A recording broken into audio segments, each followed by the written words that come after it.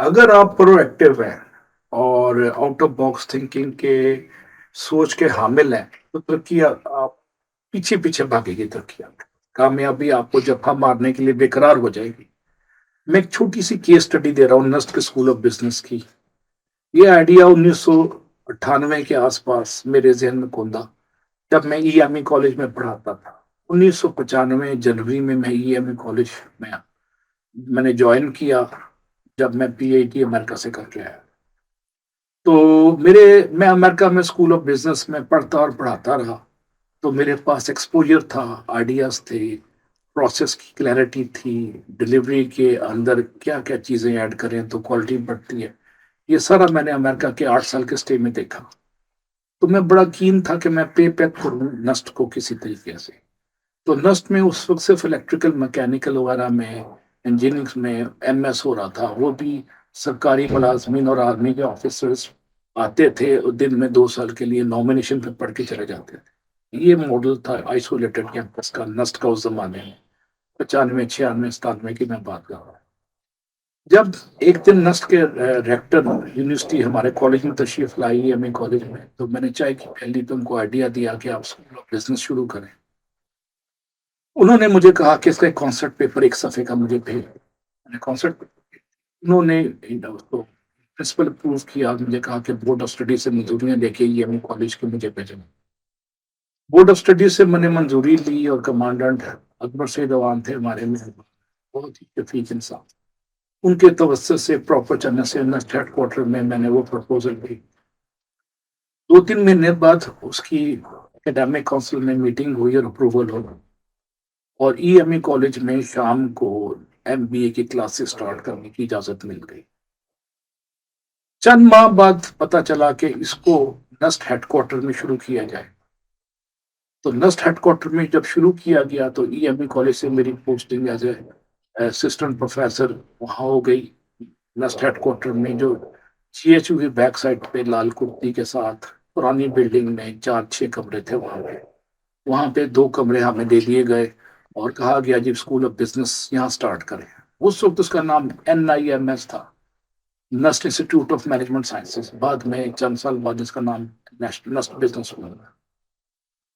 میری پوسٹنگ کے بعد میں نے اس میں ٹیم ہمیں مل گئی 2 3 اور اچھے دوستوں کی. ڈاکٹر فہیم تھے اس میں، میجر نفیس تھے، میجر تھے.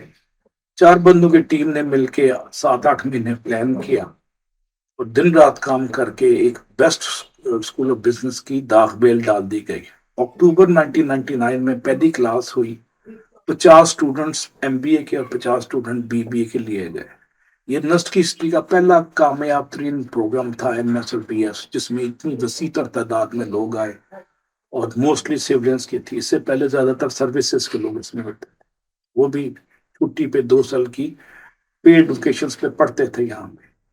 یہ پہلا تجربہ اتنا کامیاب کیا اور اس کی بنیادوں میں ہم نے اتنا اسٹرانگ سٹیل ڈال دیا، اتنا سیسا ڈال دیا کہ اس کی بنیاد مضبوط خطوط پہ شروع ہو گئی. اس میں حاصل کلام کیا ہے کہ آپ کو انیشیٹو لینا پڑتا ہے، ایک نئے آئیڈیا کو ڈیولپ کرنا پڑتا ہے اور پروڈکٹیونیس آپ کے پاس ہو تو آپ کو. میرا 18ویں گریڈ میں جو تنخواہ تھی ایک دم اس سے تنخواہ بھی 3 سے 4 گنا بڑھ گئی جب میں نسٹ میں اسکول آف بزنس میں آیا اور مجھے انہوں نے فاؤنڈنگ چیئرمین بھی بنا دیا. اور ٹیم کے ساتھ، اچھے لوگوں کے ساتھ اور اچھی لیڈرشپ کی انکریجمنٹ پہ ہم نے نئے نئے تجربے کیے. اور چند سال بعد نسٹ اسکول آف بزنس اسلام آباد کا نمبر 1 اسکول بن چکا تھا. اور اس کے پیچھے ٹیم کی محنت کے علاوہ جو مین چیز تھی کہ ہم نے کچھ رسک لیے، کچھ نئے تجربے کیے ٹیچنگ میتھڈس میں اور ٹیسٹنگ میکنزم میں، کوئی انوویشن لے کے آئے اور ایک یونیک رسپیکٹ، کیئر، لو اور پرسنل اٹینشن کا ایک کلچر کریٹ کیا. تو ادارہ اٹھنے لگ گیا اور ایک دم چند سالوں میں اس کا نام بن گیا. اور ایک سٹیج یہ آئی کہ اس وقت کے پرائم منسٹر جو شوکت عزیز صاحب تھے، ان کی بیٹی اسلام آباد سے پنڈی اس 2 4 کمروں کے اسکول آف بزنس میں پڑھنے کے لیے امیدوار تھی. جناب یہ ہے صورتحال. اگر آپ زور لگاتے ہیں، خون پسینہ ڈالتے ہیں اور پرسنل ٹچ دیتے ہیں، نئے تجربے کرتے ہیں اکیڈیمکس میں اور انٹرنیشنل کوالٹی کے اسٹینڈرڈ مینٹین رکھتے ہیں تو ادارے نے لا محالہ اٹھنا ہی اٹھنا ہے. اور جو شعر ہے غالباً غالب کا ہی شعر ہے کہ معجزہ فن کی ہے خون جگر سے نہ ہو، معجزہ فن کی ہے خون جگر سے نہ ہو.